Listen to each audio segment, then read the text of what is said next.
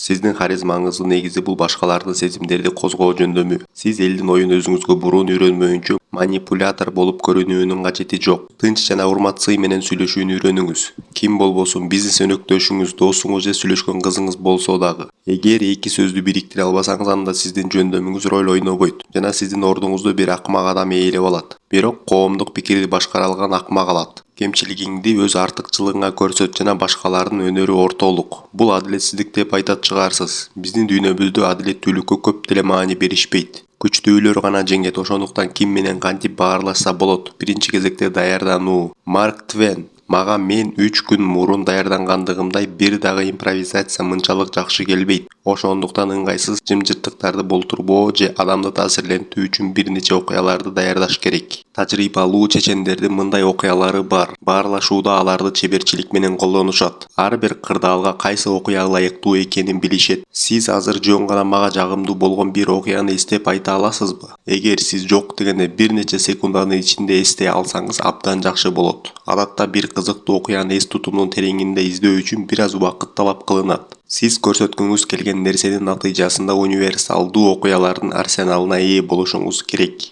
Алардын ар бири сиздин инсандыгыңыздын белгилүү бир өзгөчөлүгүн ачып берет. Кээ бир баяндар кыздар менен баарлашууда, кээ бири достору менен жүргөндө ойго келет. Бул сөздөрдөн кийин аларды кантип эстесем болот? Чечендер кантип керектүү жерден андай окуяларды, сөздөрдү колдонуп жатышат деген ой сөзсүз сизге келет. Бул нерселер дүйнөлүк тарыхтагы эң мыкты оратордун бири, Рим империясынын мамлекеттик ишмери Маркус Цицеронго таандык. Ал эч качан үн жаздырууларды колдонгон эмес, бирок ал текстти эстеп кайра чыгарганы менен белгилүү. Эң байыркы жаттоо техникаларынын бири окуяларды жазып белгилүү бир бөлмөнүн булуң бурчуна илип жаттоо принциби болуп саналат. Жатталган маалыматтар акыл эсте жакшы жолго коюлушу керек. Анда жөн гана бул бөлмөнү эстеп керектүү маалыматты кайра чыгаруу үчүн Цицерон эл алдында сүйлөп жатканда ою менен ал бөлмөдө басып керектүү маалыматтарды эстей алган. Эркектердин кыздар менен сүйлөшүү кыйынга турат деп ойлоноорун билебиз. Көпчүлүк адамдар жаман маектеш болушат, бирок мен сизге мындай учурдун курмандыгы болбоону жана адамдардын каалоосуна кайрылууну сунуштайм. Баарлашуунун сыры жөнөкөй. Маалымат мейкиндигин толтурууда, эркек менен аялдын ортосундагы баарлашууда эмне дегениң маанилүү эмес. Бул баарлашуунун тереңирээк деңгээлине жабуу дегенди билгизет. Жакшы сүйлөө үчүн кандайдыр бир буюмду тандаңыз. Балким ал отургуч дейли. Мисалга, бул жыгачтан жасалган 3 буттуу отургуч кандай буюмдун бир бөлүгү экендигин ойлонуңуз. Ошентип сиз темаңызга ар кандай көз караш менен караганды үйрөнөсүз. Байланыштарды издеңиз. Жалпысынан өзгөчөлүккө өтүңүз жана ал гармониялуу көрүнөт. Мен бизнес өнөктөш менен баарлашуунун мисалын берем. Сиздин милдетиңиз биринчи кезекте аны өз кардарыңызга айлантуу. Биринчи өзүңүздүн кызыкчылыгыңыз жөнүндө айтып бериңиз. Кийин бир нече сөз менен сиз бизнес жүргүзүү боюнча өзүңүздүн көз карашыңыз менен бөлүшө аласыз.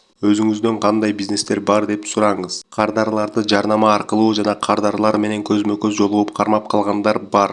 Сиздин компанияңыз эмне иш кылаарын айтыңыз. Органикалык трафикти ага кандай пайда алып келээрин айтуу менен жалпылап жана бөлүп сиз максималдуу түрдө көбөйтө аласыз. Зарыл болгон темага маектеш азгырылып, ал сиздики болуп калат. Көңүлүңүздү бурушуңуз керек болгон 5 пункт бар. Мурда үйрөнгөнүңүздүн баарын сынап баштамайынча сүйлөшүүдөн коркуңуз. Бул бош сөз. Негизги көйгөй харизманы өнүктүрүүгө болгон жолуңузду токтоткон бул коом тарабынан кабыл алынбай калуу коркунучу. Бул сезим чындыгында эволюциялык жашоо механизми менен байланышкан. Мындай жүрүм-туруму толугу менен абдан тар жана жакын коллективден башталат. Мисалы, балалык кезиңизде мектеп абдан агрессивдүү болгон. Айлана чөйрөнүн ошол жылдардагы көпчүлүктүн абдан кеңири таралган тактикасы өзүңдү кемсинтүүгө жол бербөө үчүн өзгөчөлөнбөө. Бул жерде көйгөй ошол учурдагы жүрүм-турум чоңойгондон кийин деле өзгөрбөйт. Бул классташ кызыңа жакшы көрөрүңдү айтканыңда терс мамиле кылуусу классташтарыңдын арасында сынга калтырат. Бирок түшүнүңүз, чоңдордо мындай сценарий мүмкүн эмес. Адамдар айланасында эмне болуп жаткандыгына эч кандай деле маани беришпейт, анткени аларга өздөрүнүн гана көйгөйлөрү жетиштүү. Мен сизге айтам, айланаңыздагы адамдар сени урматташат, анткени сен алар коркуп жасай албаган нерсени жасадың. Өзүңүздөн сурап көрүңүз. Досторуңуздун арасынан кимиси эң сулуу кызга барып, мен сени жакшы көрөм деп айта алат. Ал жаман реакция кылса дагы. Маселе, эгер сен өз бааңды билсең, бул нерселерден чыгуу жолу өтө оңой. Жана акырында мен бул фраза менен сөзүмдү аяктайын. Сиз ал сөздөргө түшүнүп жетишиңиз керек. Өлүм алдында кылганыңа эмес, кылбаганыңа өкүнөсүң.